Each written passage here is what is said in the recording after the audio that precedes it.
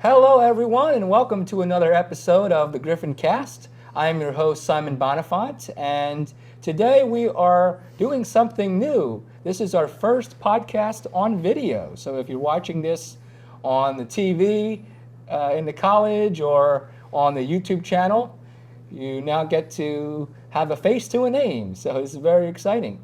And today in the studio, I am joined by Stephen Stunder, who is the Executive Director of the Life Skills Through Career Program and the Director of the Neurodiversity College Program at Chestnut Hill College. Well, Stephen, it's wonderful to be speaking with you today. How are you doing? Very good, and I appreciate you having me. This is an exciting opportunity to talk a little bit about what we're doing on campus with regard to neurodiversity and some of the exciting programs that we have. Well, it's my pleasure. Let's first by talking about what is the term of neurodiversity. I know it can encompass a lot of different areas, and people may not be familiar with what it is. So I figured we could start there.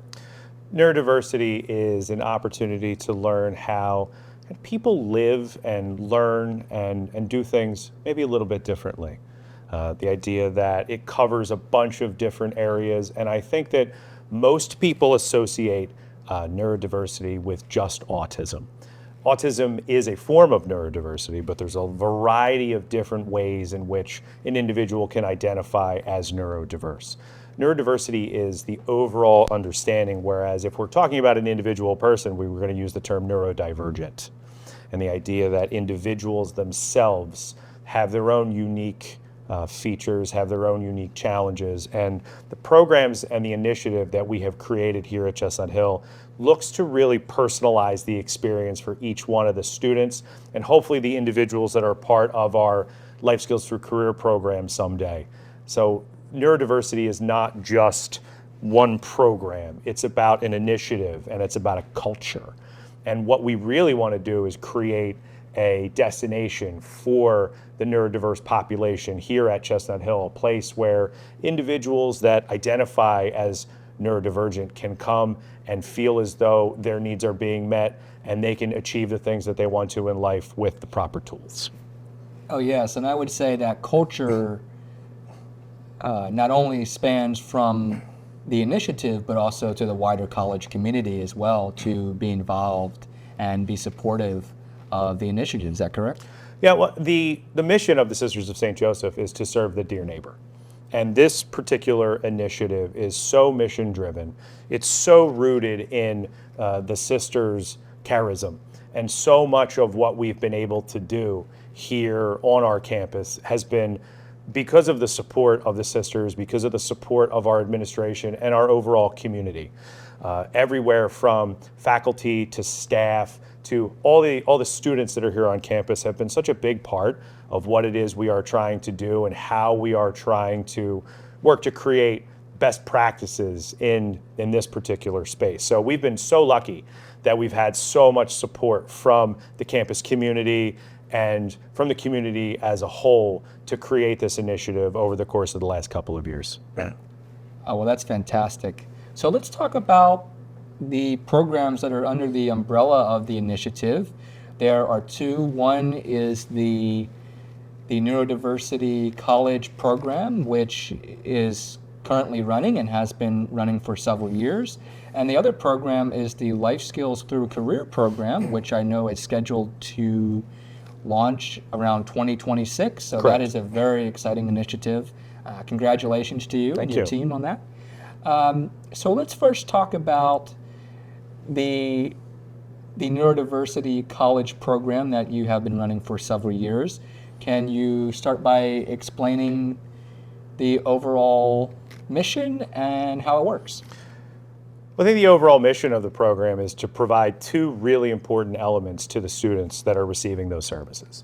The first one is independence, the ability to come to college and learn the things that you need to do in order to be an independent worker and ultimately be somebody that goes out into the workforce someday and is able to do their job independently.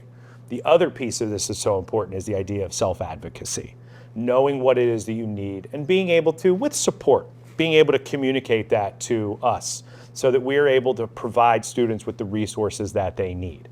Our program really focuses on making sure that the students that are involved get the resources that they need to be most successful. So myself and Julia Dugan, who's the Assistant Director of Neurodiversity Initiatives, we are kind of shepherds of resources. Our students come to us and they say things like, I need a chemistry tutor, or I could use a little bit of help with writing. And we may not provide that direct service, but our job is to make sure that the student gets to the Writing Center, or they get to the Center for Accessibility and Learning Services and they're able to get a tutor. Being able to provide the path to get those resources, but ultimately working with the students to try to acquire those resources on their own.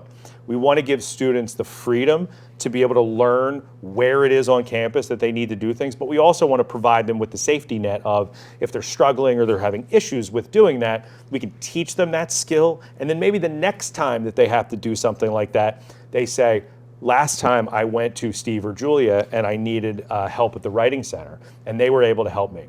This time I actually know how to go make an appointment myself, and then they go and they do that, and they've learned something, they've learned a skill. Some of the students that work in our program also have some services that are provided to them. They meet with us one-on-one, they're given some academic coaching, and they get some opportunities with our Career Services Office as well so that they can find employment after they are finished with their degree here at Chestnut Hill. Oh, that's wonderful. And I know the website talks a lot about the ability for the students to become employed. Can you talk about some partnerships that you have in the program with employers? I noticed on the website that you have some partnerships that you formed over the years. Can you tell us about that? Over the course of the last couple of years, and I have to shout out the work of the previous director of this program, Laura Sibbald. She had worked to create a vast network of organizations that work with our program. She actually left Chestnut Hill to go be the executive director of the Neurodiversity Employment Network, who is one of our best partners, being able to set up our students with that network to be able to assist in acquiring jobs.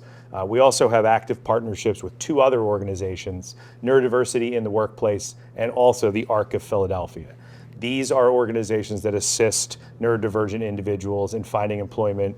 One of the things that we really want to do is try to embed those partnerships in our program so that students are able to work to find jobs while they're still here in school, so that once they graduate, they're in place with their employment and that there's no real gap once they leave here. So we've been very lucky to work with a number of organizations that can provide our students with a little bit of help. And our Career Services Office comes in and works with our students as well, working with them on developing and finding internships, working with them on creating their resumes and doing mock interviews with them to be able to help them work to be able to be prepared for what the next step is. So this is a village. And being able to create this initiative up to this point has been a team effort from a lot of different kind of people.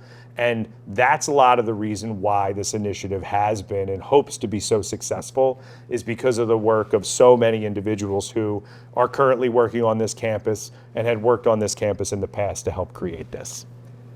Oh, that's great. So I would imagine that based on a student's particular interests, that might fit with one of the companies that you're partnered with in particular, you're able to match them up and start the planning process of them exploring what they might want to do once they graduate from the college. Is that how that works? I think one of the biggest things is that we want our students, and then ultimately our individuals in our life skills program as well, to tell us what it is that they want to be doing and to explore what their passion is and explore what their best skills are. Because I think that up to this point, a lot of neurodivergent individuals have been pointed in certain directions when it comes to careers. And we really want our students and we want our individual participants in our life skills program to share with us what it is that they want to be doing, because we want them to find a career of their choice so that they can earn a living and learn how to be independent individuals. So most of what we are trying to do is relying upon the students' ability to communicate to us what it is they are interested in so that we can provide them with the best path as to what next steps will be in their career and their life. Yes, and I agree with you. I think that is a theme throughout many different communities in this area, that people are told what to do, what kind of job they can do, and then that also limits them from not having the opportunity to pursue something that they really want to do because they were told they couldn't do it. So I agree with you. I think having that time of exploration, especially in college, when for every college student, there's a level of independence and there's a level of skills that have to be gained both in academics and outside of academics as well. And what better way to do that for the neurodivergent population by integrating that into the college setting. So it seems like it works very well. We've been very lucky. When we started this initiative, we were able to work with a variety of schools that were doing somewhat of the same things. And one of the schools in particular we were able to spend a decent amount of time with was Mercyhurst University in Erie. And there's a gentleman who used to work there. His name was Brad McGarry. And Brad was able to provide us with so much helpful and useful information to help build our program. Unfortunately, Brad has passed on in the last couple of years, but his legacy continues with the work that we are doing. We utilize the AISE model that was developed at Mercyhurst, which is supports in academics, independence, and social and emotional needs. And we were so incredibly lucky I've had numerous conversations with Brad, and he was kind of a pioneer in this particular space. And we were incredibly fortunate at the beginning of creating this initiative to be able to pick his brain a little bit and learn a lot about what the great things that were being done in this space are. And we just continue to work with partner schools. We're a member of the College Autism Network, and we work with schools to be able to develop best practices. And most of us are doing a lot of the same work, and we're really just trying to work together as college communities to provide better services to the students, and we're learning together. And we get together every year at the College Autism Summit, and we talk about all of the different things that we're doing on all of our campuses, and we use each other as resources to be able to create better programming for this population. So we've been extremely lucky to be part of those groups. We've been very lucky to have great partners, and we've been incredibly fortunate to be provided with guidance from schools that have been doing this longer than we have, and be able to create something here at Chestnut Hill that is not only mission driven, but is student driven as well. Oh yes, and I know that you were telling me before we started recording that you had a lot of experience in your previous job with this work, and you were able to bring that to CHC in your current capacity. Yeah, over the course of my career, I've been very fortunate to work at a variety of places where I've taken little pieces of everything that I've learned along the way to be able to create what we are doing here at Chestnut Hill. I created a program similar to this in a previous job at the secondary level, being able to work with students and provide them with the supports that they needed to be successful, not just academically, but as independent individuals, and to address their social and emotional needs. I also have had an opportunity to work at a variety of human service providers as well, and learned a lot about program development and what it takes to be able to create programs like this and make sure that they sustain over time, as well as develop a network of folks that work for the state of Pennsylvania, so that we are able to partner with them for the Life Skills program, and that we have a good understanding of what the guidelines are and what the values and the mission is of the state of Pennsylvania, so that we're creating our programming in the light of what it is they're looking for, to ensure that we are, complying with those regulations as well. So I've been very lucky to have some great experiences along the way, working both with students and with individuals that are adults, to be able to help them get to that next step of employment and independence. Okay, well, as we discussed, the program has been running for several years now. Can you share any specific stories of success that you would like to highlight of students who came to CHC and achieved their degree and now are in employment?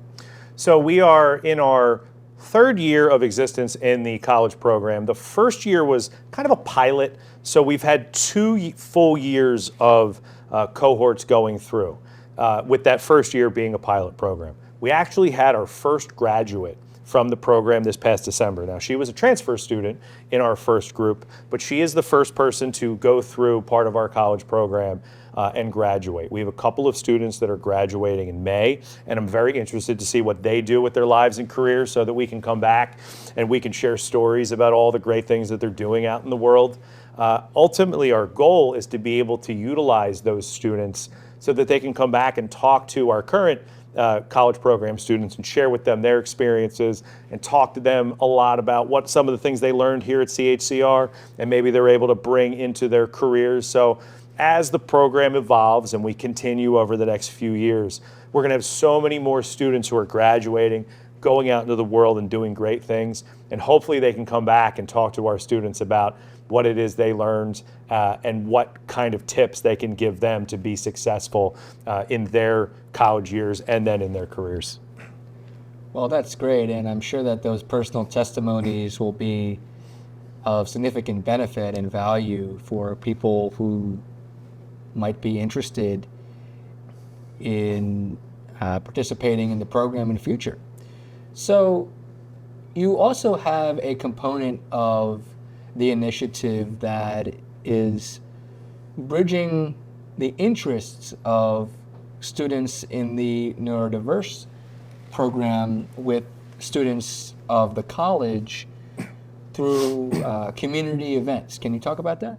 So we have a couple of different areas with regard to that. We have the NeuroSpicy Network, which is faculty, staff, community members, and students who are interested in supporting the Neurodiversity Initiative. There are social events that take place and events that take place on campus related to that particular group. We also have social events that are planned by the students in the Neurodiversity College program that are open to everyone, but are specifically planned for those particular students and provide an opportunity for those students to take on a little bit of a leadership role and a little bit of an advocacy role with regard to what kinds of things they would like to do, because again, so much of what we do is not just academically based. It's a big part of it because obviously this is college and academics is a big piece of what we are doing, but we want to provide social opportunities for students as well. And we also want to make sure that we try to open those things up to other individuals on the campus so that they can participate in this initiative, because again, this is about community, this is about an initiative, this is about a culture. It's not just about creating siloed programs. The idea here is that we want to educate the individuals on our campus and in our community about what neurodiversity is and how they can contribute to it. It's not just for the students and the individuals working in the program. It's for everybody on campus to understand and become more neuro-inclusive. And what has the reception been of those programs from students at the college outside of the neurodiversity program?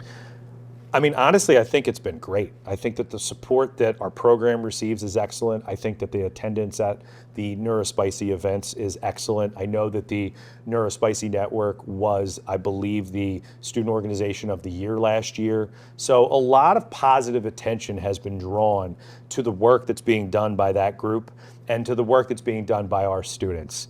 And I think that part of the success of this initiative is the ability to relate what neurodivergent individuals need and how we can provide that on our campus and how we can improve the culture to be more inclusive on our campus and to just be more aware of how we can provide the best possible experience to those individuals on our campus. Well, I'm curious, how has it been marketing the program from when you first started to now?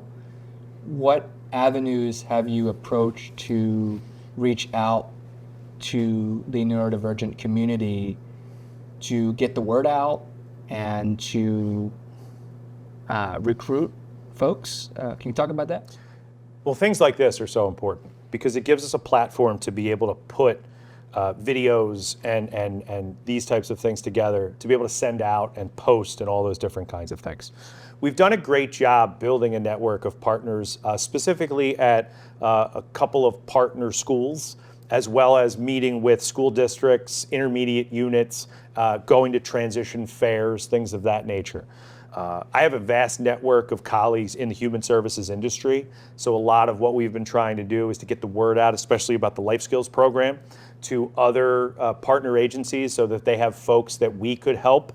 They could send them to us. Having been a independent school guidance counselor in my career, I have a good number of contacts in the independent school world to be able to let them know about the work that we are doing, and if they have students that would benefit from the services that we have here, we can utilize that to be able to recruit students, hopefully to come to Chestnut Hill. If you go to a small mission-based school, we are a small mission-based school that would be very similar to the types of services that you would be receiving at the school that you're currently at. As I mentioned before, Chestnut Hill College is also a member of the College Autism Network. I am actually on the board of directors for the College Autism Network, and that provides us the ability to partner with different schools, but also get the word out across the country about all the great things that we are doing in this space. So, and then for myself, I try my best to put as much on LinkedIn as possible to update people in my network about the work that we are doing. We're also partnering with a lot of different organizations with the state of Pennsylvania. We're currently in the process of achieving a license to be a provider of services for the state so that we can utilize different types of funding to be able to fund the programs for the Life Skills Through Career program in the future. So hopefully, all of those things put together really puts Chestnut Hill College on the map with regard to what we are doing. And as I mentioned before, really want to become a destination for the neurodiverse community here at Chestnut Hill College. Sure. So if I was a student and I was interested in the college neurodiversity program, what would be the application process? What is the process for folks to indicate their interest, sign up, and possibly be considered? So the first thing that you would do is you would apply to Chestnut Hill College like any other student would. And you would go through the application process and provide all of the information related to that. So transcripts, letters of recommendation, all those different types of things.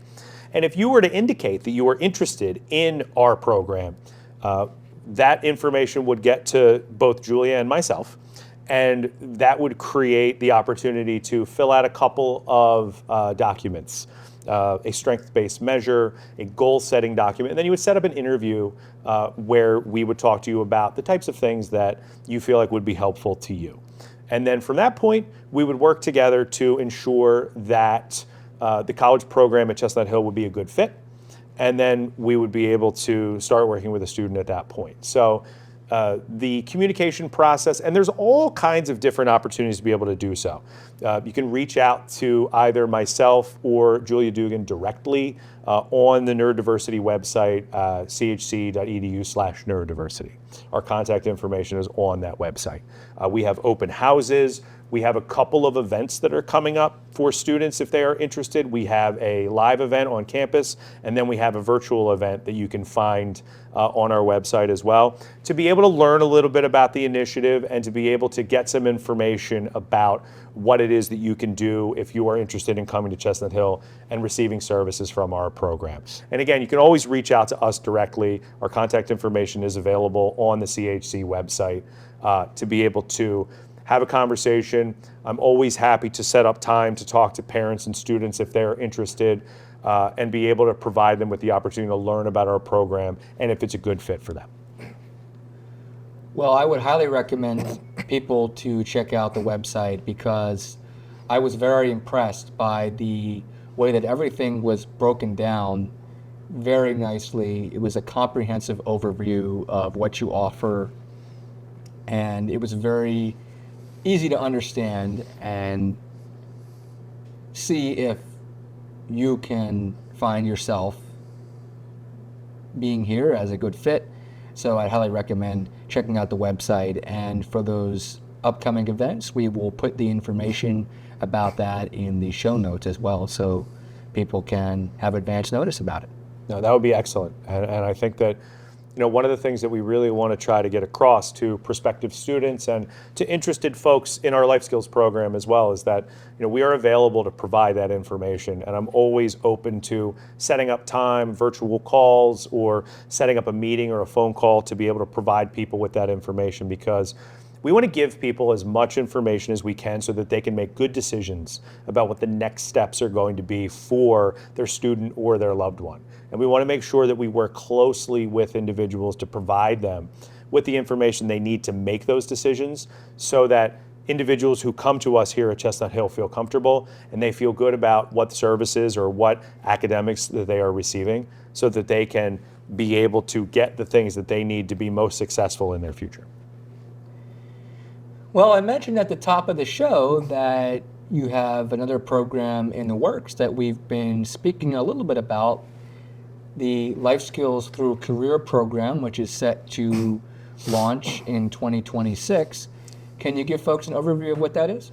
Yeah, so the Life Skills Through Career program is a little bit different than an academic program. It is vocational and life skills in nature, where it's going to serve as individuals who are over the age of 21, who are diagnosed with developmental disability and co-occurring autism spectrum disorder, to be able to be provided with vocational skills, life skills training, and family supports, so that their support system and network of people that are assisting them can be provided with what it is that that person's going to need once they leave our program. And it all is on a college campus. And we were provided with the information by the state of Pennsylvania that nobody has yet to put together those four services in the same program: vocational, life skills, family supports on a college campus. So that's a big differentiator of what it is we are trying to do. The idea here is to be able to learn about and foster what an individual's greatest skills are, so that they can use those to create a career of their choice and what it is from their passion. We want people to come to us, tell us the work that they want to do, and we want to work with them to be able to make sure that they can get into a career of their choice. They would be here for 2 years. About halfway through that 2-year period, like I said, we want to embed partnerships with a lot of those organizations that we talked about already, because the goal is for those individuals to be able to secure employment and secure independent or interdependent living by the time they leave Chestnut Hill. Because we want individuals to be able to support themselves and do so sustainably, so that they can earn a living and can live independently, and that their support system can feel good about what their next steps are, but also support their families and caregivers so that they have the tools that they need to support the individual once they leave here. So would students in that program live on campus? So this is a day program. They would come to us during day hours, and they would do a variety of things. They would do some things here on campus, vocational and life skills in nature. They would go out in the community for cultural opportunities and also opportunities to learn about skills that they would need to be employed. My hope is that we can partner with a number of our already human service partners to be able to create workshops and opportunities for individuals in the community to be able to practice those skills. And those individuals would also be members of the Chestnut Hill College community. They would have access to our facilities and our programs and our events. They are part of our community, and they have the opportunity to learn about and what it is like to be on a college campus and be part of a community, in hopes that those individuals can go back to whatever situation that they are in, whether they're living at home or they're going to go into an apartment, with all of the skills that they need to be independent individuals, both working and knowing the things that they need to do in order to maintain those life skills once they leave here. And so then they would be able to take a certificate or some sort of recognition to employers? So one of the things that we're also doing is working with a number of partner employers to find out what it is that they are looking for in the workforce. What are the skills that we want to teach here at Chestnut Hill to make sure that we're providing our participants with the skills that they need? Because creating a certificate or creating a program doesn't mean anything if outside of here employers are like, that's great, but these aren't the skills that we need for people to be able to work. So we want to learn from employers what those things are, so that when they see individuals that have completed our program applying for jobs, they already know what the skills are that they've acquired, and that they are aware of the type of individual that they are going to be hiring, so that we can make sure that we establish what it is that employers need with the things that we want to give our individuals when they are here with us in our program. Wow. So it sounds like the conversations with the employers about the skills that they're looking for will drive some of the curriculum in the program that you're working to achieve. Is that right? That is correct. And I look at it as a living and breathing thing too. I think that the ongoing conversation is so important because things change and jobs change and what employers need changes. And we want to keep that conversation going. And we want to make sure that our curriculum is current. So there might be things that we establish, let's say in the first year of our program, that we update and that we make better as we continue to go. I want to make sure that we stay evolving as a program, and we are providing employers with individuals who have the skills that they are looking for, because my goal is for people to get hired into jobs. My goal is for people to be able to live independently, because you could have a great program and you could provide individuals with things while they're here, but if they don't have the skills that they need to be successful once they leave you, what is the point of what it is you are doing? So I want to make sure that individuals come here and they get those skills, and those skills are applicable to the things that they're going to be doing in the outside world, because we are not doing a good service to anybody if we're not giving them the things that they need that are going to help them to get jobs in the future. Yes, and I think it's so important to have the end goal in mind when you're planning and implementing these programs, because you're right, the end goal is employment. And I have found in my experience as a blind person that some employers don't hire people with disabilities because they're afraid. Right. They don't know what they don't know. And they automatically count someone out because of their differences. And I think just by you engaging with employers and having these partnerships and going to them and asking them in an environment that is not one of discomfort for them, but is one of an asset to them as to how you can bring students to them that are going to be able to contribute in very meaningful ways to society, to the work that they're doing. And I'm sure it's very meaningful to them to have that impact as well as an employer, to integrate new perspectives, new voices, new conversations into their workflows as well.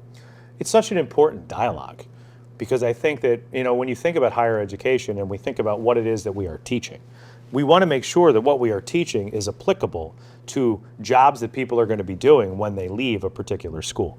So having that conversation with employers also gives them some investment in what it is that we are doing. If you are an employer who is part of helping us develop the curriculum for the Life Skills program, you have personal investment in the work that's being done.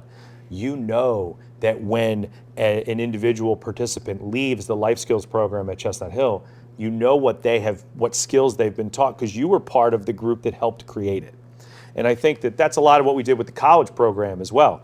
We solicited opinions from a variety of different entities and different schools, so that the supports that students would receive here in the college program are very similar to the supports that they received in their secondary school. It's kind of the same thing with Life Skills.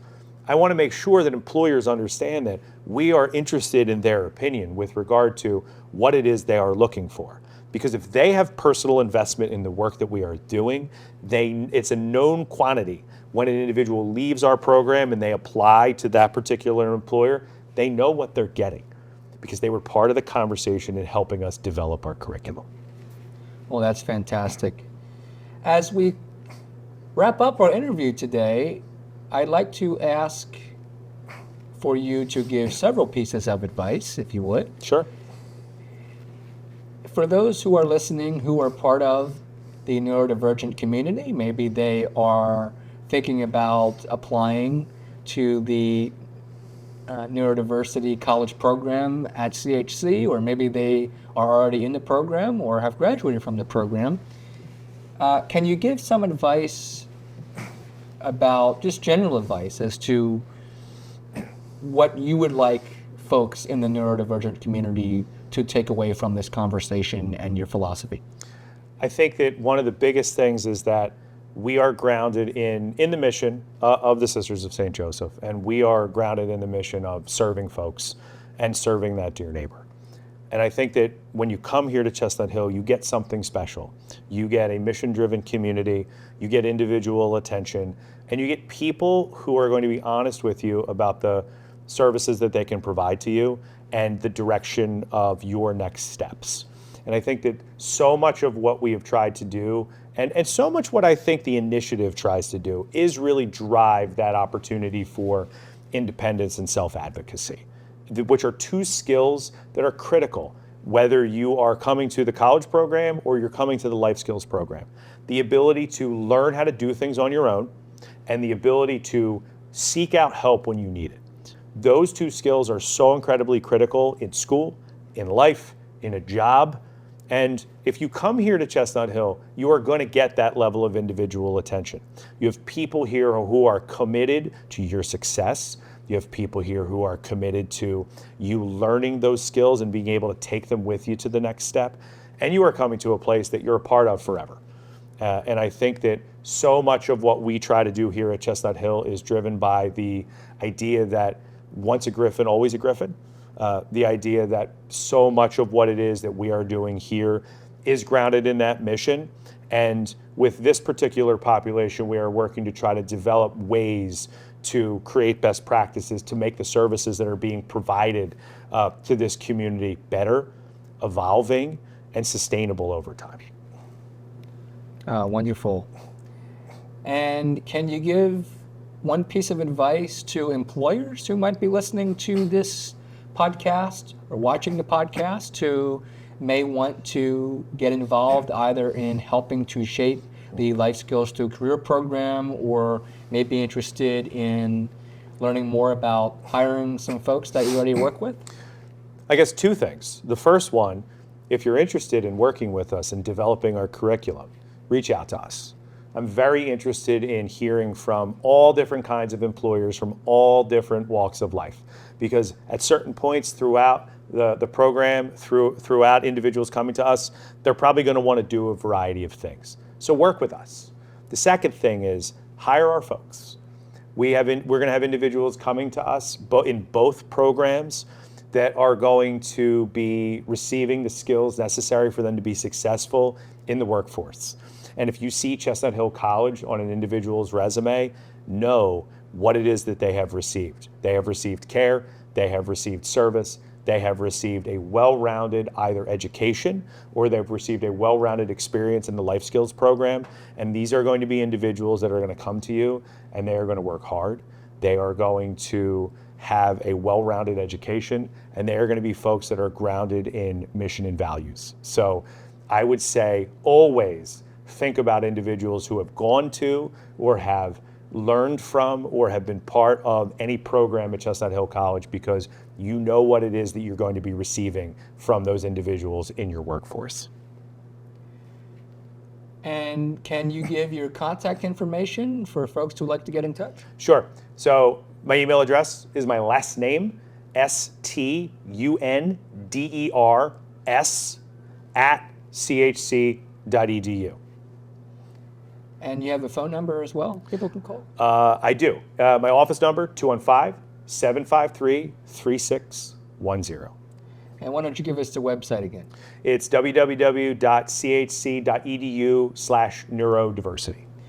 Well, Stephen, it is wonderful to have the opportunity to take the time to do this interview. I really enjoyed learning about the various neurodiversity initiatives that you are working on. And I will say personally, I have a connection to this community and this philosophy that you have, as I'm a blind person, and I know what it's like to find good quality programming, and I've also experienced programming that misses the mark a little bit in their philosophy of how to be fully inclusive and the work that everyone needs to be done. And I want to just applaud you for your work because I think it is such good quality. You took the time, you did the research, you have achieved so much success, and I know that there will be continued success in the future. So I just want to say I'm very committed to the work that you're doing. And since we're on video, I'll shake your hand here. Thanks, and Simon. just say I really appreciate this work. So thank you. Yeah, it's I appreciate all of that, but I do have to stress that I did not do it alone. I've been so incredibly blessed over the course of the last couple years to work with such a great team of people. The support that we have received from our board, from our administration, from the sisters has been incredible in developing this initiative.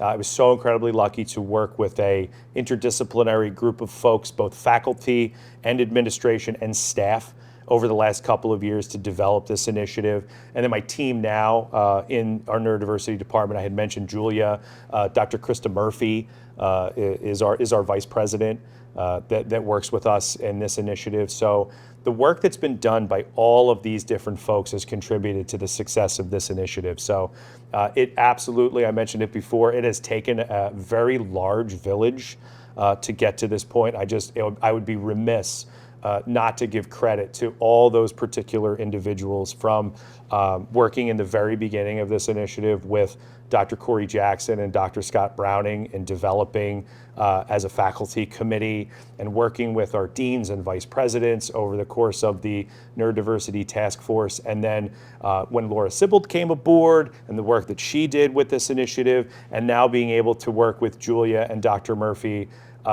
with the support of our administration and our board and the sisters has been a great experience. So I want to make sure to give credit to all of the folks that have been a part of bringing all of this together, because without all of those people, I would not be sitting here today. This initiative would not be where it is. And I'm so incredibly grateful for all the work of those folks along the way that we've been able to do and how we've gotten to the point we have today. So if I missed anybody, you know who you are. Thank you so much for the work that's been done up to this point. And I'm so incredibly grateful to be here at CHC and to be able to do this work to make a difference.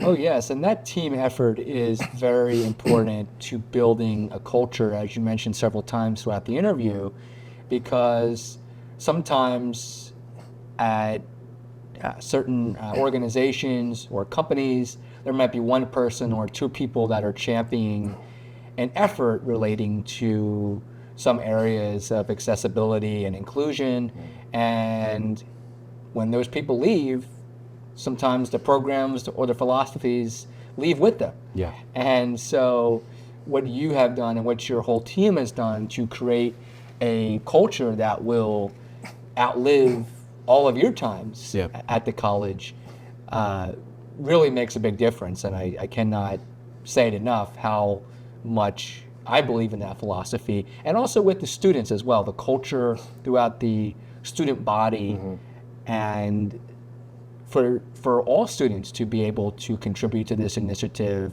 and to make a difference.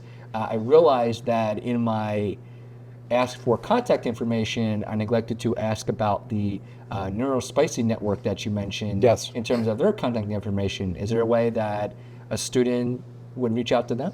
I think that probably the best way to join or be part of the NeuroSpicy network.